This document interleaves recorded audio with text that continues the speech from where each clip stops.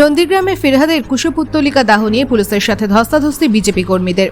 ফিরহাদ হাকিমের কুরুচিকর মন্তব্যের প্রতিবাদে নন্দীগ্রামের টেঙ্গুয়া মোড়ে বিজেপির পক্ষ থেকে বিক্ষোভ কর্মসূচি এবং ফিরহাদ হাকিমের কুশপুত্তলিকা দাহ করা হয়। পুলিশ এসে জল দিয়ে আগুন নিভিয়ে দিলেও পুলিশের সাথে বচসা বেঁধে যায় বিজেপি কর্মীদের।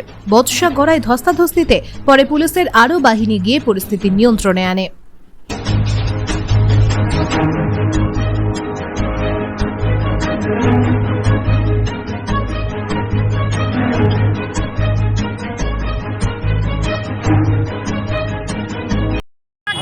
আমাদের হিন্দুদের বিরুদ্ধে উনি কথা বলেছেন এবং হিন্দুদের সবসময় অন্যায়ভাবে উনি কথা বলেছেন এবং আমাদের মহিলাদের সঙ্গেও উনি খুব অপব্যবহৃত করেছেন। কেন, কি কারণে?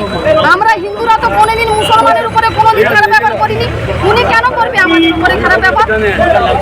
তাই আমরা এই পুতুল নিয়ে দাহ করেছিলাম, আমাদের সফল হয়েছে। আমরা যে করেছিলাম আমরা সফল হয়েছি। ভারতীয় জনতা পার্টি সবসময় অন্যায়ের প্রতিবাদ করেছে, আগেও করে।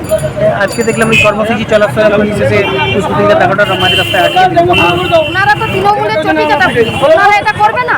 ওনাদের মমতা ব্যানার্জি বসে আছে, ওনারা টাকা খেতে পাবে না, ওনাদেরকে এখান থেকে ট্রান্সফার করে দেবে, তাই ওনারা এরকম করছেন। ওনারা চটিচাটা পুলিশ, ওনাদের তৃণমূলের বেশি দিন সময় আর নেই।